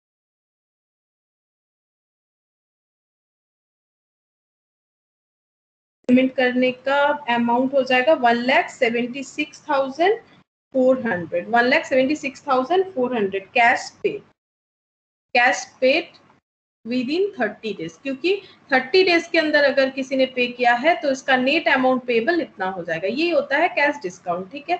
ये होता है ट्रेड डिस्काउंट जो कि लिस्ट प्राइस से माइनस किया जाता है, और ये होता है इनवॉइस प्राइस पे अगर किसी ने टाइम पे पैसा दे दिया है तो उसे और थोड़ा सा छूट दे दिया जाता है, दैट इज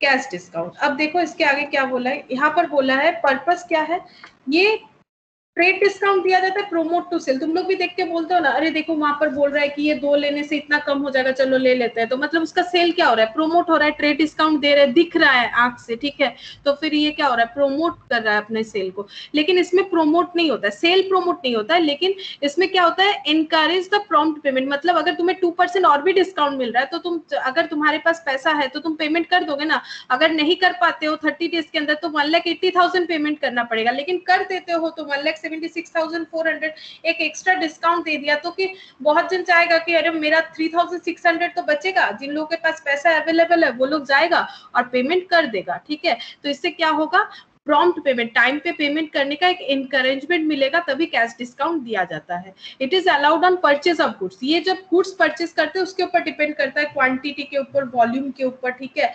और it is allowed on immediate payment, अगर तुम इमीडिएट पेमेंट कर रहे हो, ठीक है, मतलब उन लोग के पास मान लो क्रेडिट सेल का ही सिस्टम चल रहा है लेकिन तुम पेमेंट करके खरीद रहे हो तो वो तुम्हें डिस्काउंट दे सकता है इंस्टेंटली, अगर देता है तो कैश डिस्काउंट है। तो ऑन इमीडिएट पेमेंट और payment with in specified period, या फिर स्पेसिफाइड पीरियड जैसे कि मैंने लिखा था 30 days. It is shown by way of deduction in the invoice itself. ये इनवॉइस प्राइस से माइनस करके दिखाया जाता है, देखो मैंने दिया भी है, इनवॉइस प्राइस से माइनस करके दिखाया जाता है। और ये किस तरह से दिया जाता है, देखो it is shown in the, it is not shown in the invoice, ठीक है। ये इनवॉइस में डायरेक्टली नहीं दिखाया जाएगा, ये जो है ये इनवॉइस में, बिल में नहीं दिखाया जाएगा। जब आप पेमेंट करोगे तो आपसे 2% क्या है वो लेस कर देगा, इसलिए मैंने यहाँ पर नहीं दिखाया, इसे जस्ट समझाने के लिए लिखा है कि आपका अमाउंट जो है कम हो जाएगा, लेकिन इसे बिल में नहीं दिखाता है। नहीं तो बाकी सब भी बोलेंगे ना, उन्हें डिस्काउंट दिए है मुझे भी तो, अरे भाई वो 30 डेज के अंदर दिया है तभी उसे एक्स्ट्रा डिस्काउंट मिला है, आप भी दो तो आपको भी मिल जाएगा, ठीक है। तो ये क्या है, इनवॉइस में पहले से नहीं दिखाया जाता है, ठीक है। ये डिपेंड करता है कस्टमर टू कस्टमर, अगर कोई देता है तो ही 2% डिस्काउंट मिलेगा, वो नीचे लिखा हुआ रहता है टर्म्स एंड कंडीशन के साथ, अगर प्रॉम्प्ट पेमेंट करते हो तो आपको डिस्काउंट मिलेगा। Trade discount is not open in the ledger, trade discount जो है वो लेजर में ओपन नहीं होता है। Cash discount is open in the ledger, cash discount जो है वो लेजर में ओपन होता है, मतलब उसका लेजर ओपन होता है। कैश डिस्काउंट का लेजर होगा लेकिन ट्रेड डिस्काउंट का लेजर नहीं होता है।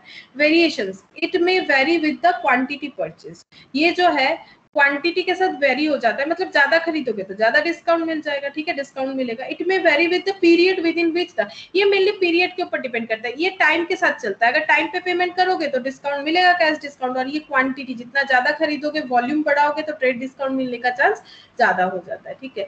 और ये ट्रेड डिस्काउंट क्यों नहीं ओपन होता है, क्योंकि इसका जब क्लोज करोगे, लेजर जब तुम लोग पूरा पूरी करोगे तो वहां पर देखना कि इसको ओपन करके अल्टीमेटली कोई फायदा नहीं होता है, इसीलिए ये ट्रेड डिस्काउंट ओपन नहीं होता है और कैश डिस्काउंट ओपन होता है। तो ये जब हम लोग लेजर करेंगे तो ये वाला पॉइंट जो है ये हम मतलब प्रैक्टिकली समझाएंगे कि क्यों ओपन नहीं किया जाता है। और ये डबल कॉलम कैश बुक तो हम लोगों ने किया। अच्छा,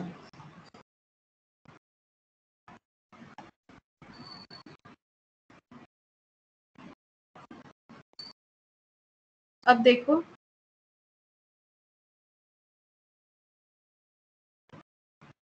यहाँ पर और एक डबल कॉलम कैश बुक है, इसे कर लेते हैं, ठीक है, एक प्रैक्टिस कर लेते हैं। डबल कॉलम थोड़ा सा टफ होता है, तो पहले डबल कॉलम एक बार प्रैक्टिस कर लेते हैं, बाकी होमवर्क देंगे। एक और एक क्वेश्चन जो है हम लोग प्रैक्टिस कर लेते हैं।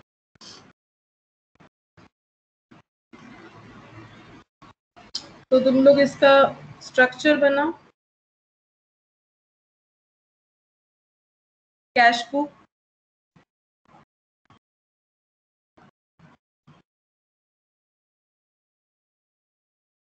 Date, particular, ledger folio.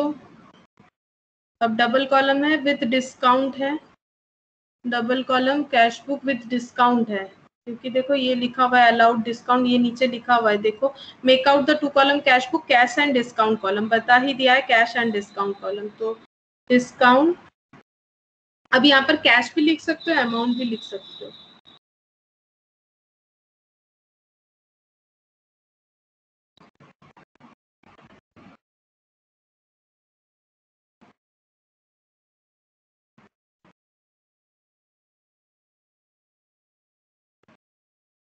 फिर डेट, अच्छा कहीं पर तुम लोग को ये भी मिल सकता है, पर्टिकुलर की जगह लिखा हुआ है रिसिप्ट, ठीक है, तो अगर पर्टिकुलर की जगह रिसिप्ट लिखा हुआ है तो इधर पेमेंट लिख सकते हो, वैसे भी होता है फॉर्मेट।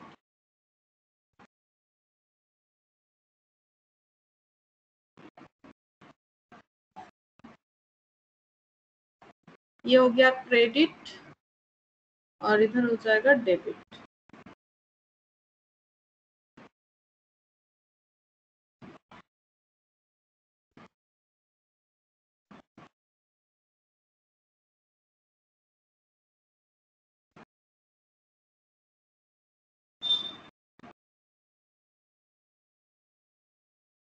तो देखो क्या है, सबसे पहले यहाँ पर दिया हुआ है गणेश कमिंस बिजनेस, ठीक है, on 1 April 2017 with 2000 as capital. तो 2000 कैपिटल के साथ वो बिजनेस में आया है, तो कैपिटल इंट्रोडक्शन का एंट्री क्या होगा बताओ। 2017 in debtor side to capital account, capital cash to capital होगा ना। हाँ तो ये कैश बुक है ना, तो इधर to capital account and cash हाँ में एंट्री होगा।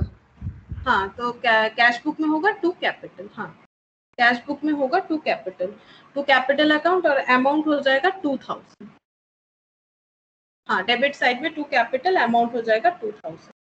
फिर नेक्स्ट देखो क्या है, परचेज क्या है, फर्नीचर, ठीक है, 1 अप्रैल को फर्नीचर परचेज किया है एंड पेड कैश 250 का कैश पेमेंट किया है। तो फिर यहाँ पर लिखना है अप्रैल 1, तो फर्नीचर खरीदने का एंट्री क्या होता है, बाय फर्नीचर, ठीक है, बाय फर्नीचर और अमाउंट हो जाएगा 250, अमाउंट हो गया 250। परचेज गुड्स, तो परचेज गुड्स का एंट्री क्या होगा, purchase account debit to cash, तो बाय परचेज हो जाएगा 2 अप्रैल, बाय परचेज 500, अच्छा by purchase 500। Sold goods for cash, तो सोल्ड गुड्स फॉर कैश यानी कैश टू सेल्स हो जाएगा। सोल्ड गुड्स फॉर कैश यानी कैश टू सेल, पैसा मिल रहा है तो इधर आएगा टू सेल्स 950, टू सेल्स 950। फिर बोल रहा है कि paid cash to Ram Mohan 560, paid cash to Ram Mohan 5th, तो बाई राम मोहन हो जाएगा, Ram Mohan account debit to cash, और इसका अमाउंट था 560। Paid cash to Ram Mohan, he allowed discount, ठीक है, ही अलाउड डिस्काउंट बोल रहा है 10, ठीक है, ही अलाउड डिस्काउंट 10 बोला है, ये ना 6 नहीं होगा, ये 5th डे का ही है, ठीक है, 5th ऑफ अप्रैल का ही होगा। तो इसने डिस्काउंट अलाउड किया है 10 रुपीज का, तो डिस्काउंट को डिस्काउंट कॉलम में लिखेंगे, तो डिस्काउंट को डिस्काउंट कॉलम में लिखते हैं हम लोगों ने 10 रुपीज। नेक्स्ट बोला है receipt cash from Krishna and company allowed discount 20 rupees, cash receive हुआ है तो cash account debit to Krishna and company, to Krishna and company,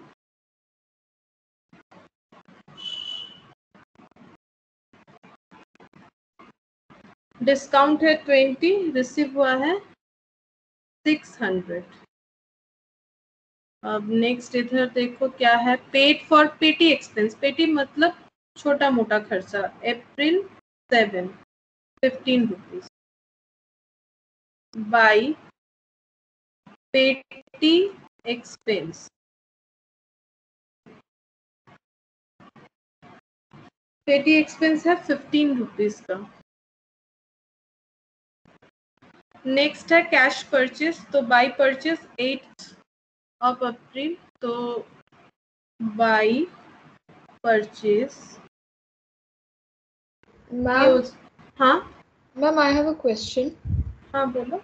Ma'am, in this 5th April, हाँ it's written that paid cash to Ram Mohan 560, right? And after that, it's written he allowed discount 10 rupees. Yeah. Then how should we understand that we are first supposed to subtract it, or is it already subtracted and we are only supposed to record it? How will we understand that?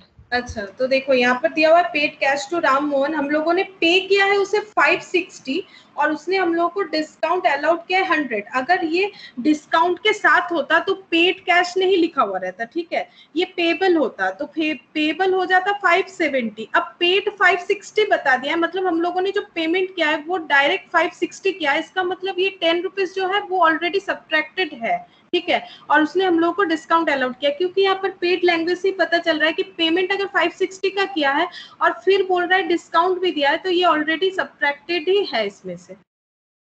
और अगर नहीं होता है तो उसमें बता देता है इंक्लूडेड डिस्काउंट, तब फिर हम लोग को उससे सब्ट्रैक्ट करना पड़ेगा। Okay thank you. ठीक है, पेड लिखा हुआ है इसका मतलब सिर्फ हम लोगों ने 560 उसे दिया है, कुछ ना कम कुछ ना ज्यादा दिया है, ठीक है, तो फिर इसका मतलब डिस्काउंट जो भी है वो सब्ट्रैक्टेड है।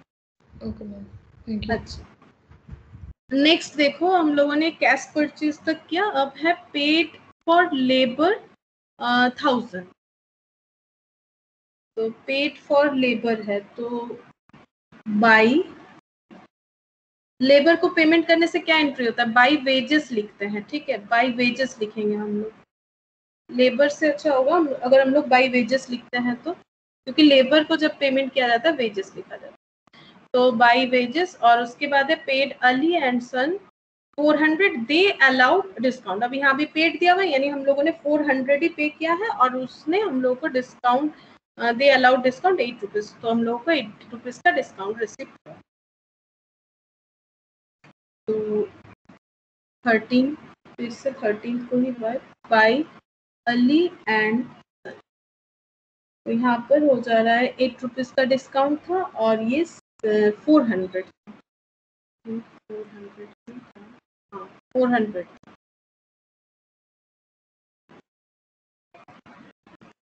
बस, और कुछ ट्रांजैक्शन नहीं है। अब हम लोग करेंगे इसका टोटल,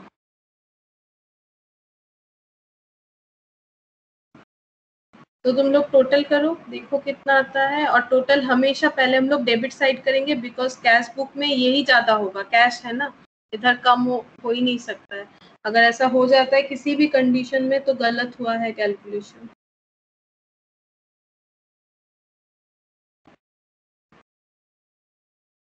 तो ये अप्रैल है, इसका ब्रॉड डाउन मई को होगा, मई 1 टू बैलेंस बीडी जो भी आएगा हम लोग यहाँ लिखेंगे बैलेंस, ठीक है।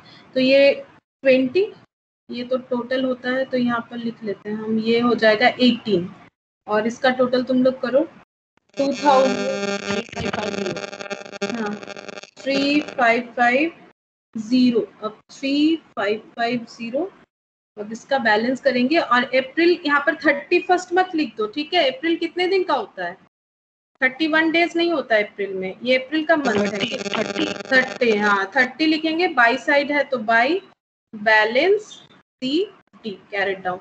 अब इसका बैलेंस करके देखो कितना आता है, 250, 500, 560, 15 कितना आता है देखो।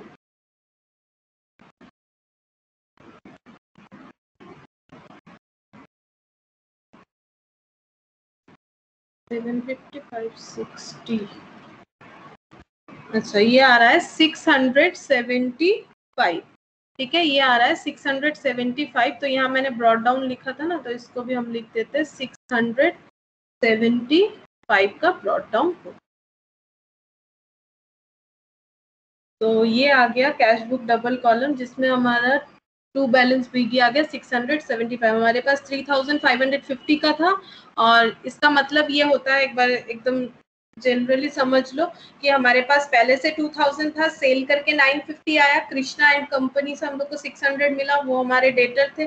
3550 का टोटल पैसा मिला, लेकिन फर्नीचर खरीदा हम लोगों ने, कुछ परचेज किया, कुछ राम मोहन को पे किया है, कुछ पेटी एक्सपेंस किया है, कुछ खरीदा है सामान, लेबर को पे किया है, अली एंड सन को पे किया, बस 675 रुपीज हम लोग के पास बचा है फॉर द मंथ ऑफ, ये क्या है, अप्रैल, ठीक है। और मई में हमारे पास ओपनिंग बैलेंस आ गया 675 बस। और नेक्स्ट इसके बाद मई का होगा। इसी तरह से प्रैक्टिकली होता है कि कैश बुक इसी तरह से ओपन होता है।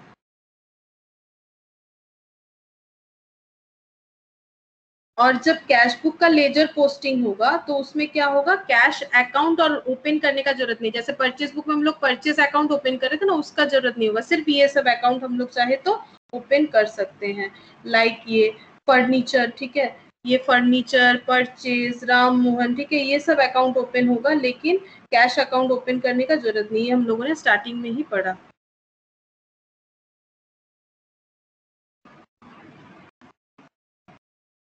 और इसमें भी कुछ क्वेश्चंस है, तो तुम लोग इसको होमवर्क करोगे। जैसे कि इलास्ट्रेशन 1 है, ठीक है, इलास्ट्रेशन 2 हम लोगों ने किया, और यहाँ पे एक क्वेश्चन है, ठीक है, यहाँ पर नंबर नहीं दिया हुआ है क्वेश्चन का, तो ये क्वेश्चन है, देखो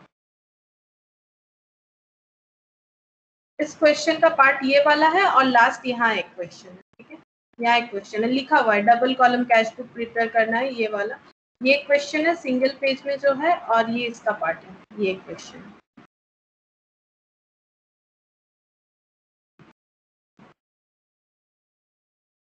इसमें कुछ नहीं बताया है, लेकिन ये पढ़ के तुम लोग समझ जाओगे कि ये सिंगल कॉलम ही होगा। क्यों बताऊं, यहाँ डिस्काउंट वगैरह कुछ नहीं है, देखो कैश इन हैंड कुछ नहीं बताया क्वेश्चन में, लेकिन हम लोग को समझ में आ जाएगा क्योंकि यहाँ पर डिस्काउंट नहीं है। Cash received, insurance paid, purchase furniture, sold goods for cash, purchase goods for Mudit in cash, purchase stationery, cash paid to Rukmani in full settlement, ठीक है। और उसके बाद देखो यहाँ पर sold goods to Kamal for cash, paid monthly rent, paid salary, deposited in bank. तो देखिए यहाँ पर नहीं बोला है कि हम लोगों को कौन सा मतलब डबल कॉलम करना है या सिंगल कॉलम, ये एक्चुअली बोल देगा। यहाँ पर डबल कॉलम भी हो सकता है, बैंक का ट्रांजैक्शन है, लेकिन यहाँ पर डिस्काउंट वगैरह कुछ नहीं दिया है। तो देखो ये डिस्काउंट का बात यहाँ पर कुछ नहीं, क्योंकि अभी तो हम लोगों ने सिर्फ डिस्काउंट के साथ ही डबल कॉलम सीखा है, तो डिस्काउंट कुछ भी नहीं दिया हुआ, इसका मतलब ये सिंगल कॉलम कैश बुक ही हमें प्रिपेयर करना पड़ेगा। तो ये सिंगल कॉलम कैश बुक, और ये जो है ये बता ही दिया नीचे डबल कॉलम, तो ये दो होमवर्क रहेगा। और एकदम स्टार्टिंग में एक है सिंगल कॉलम, ये देखो सिंपल कैश बुक भी बोलते हैं, सिंगल कॉलम को सिंपल कैश बुक भी बोलते हैं, तो ये कैश बुक है। तो काफी सारा होमवर्क दे रहे हैं तुम लोगों को। कैश बुक का होमवर्क दिया मैंने, और सब्सिडियरी बुक में पोस्ट करके तुम लोग को क्या करना है, purchase book, sales book, return book मैंने सिखा दिया है। इसमें करना क्या है तुम लोग को, ये वाला जो पीडीएफ है इसमें जैसे कि मैंने सिखाया किस तरह से पोस्ट करना है, बस पोस्ट करने का तुम लोग हैबिट करो कि किस तरह से पोस्ट करना है। इसमें ये 3 होमवर्क रहेगा, इलास्ट्रेशन 4,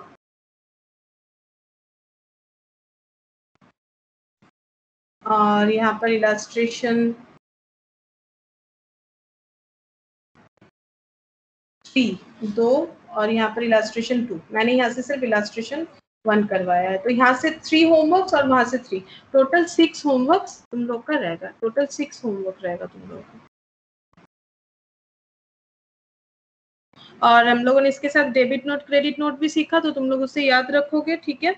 और कैश डिस्काउंट और ट्रेड डिस्काउंट ये भी हम लोगों ने सीखा, तो ये सब बहुत काम में आएगा, भूलो मत, ठीक है। इसको याद रखो कि कौन सा क्या डिस्काउंट होता है, इसी से तुम्हारा थियोरेटिकल क्वेश्चन वगैरह भी हो जाएगा। अगर अच्छी तरह से समझोगे तो खुद के हिसाब से लिख भी सकते हो, क्योंकि याद करके रट्टा लगा के लिखना बहुत मुश्किल होता है। तो एक बार समझ जाओगे तो अपने हिसाब से लिखोगे तो बेटर रहेगा।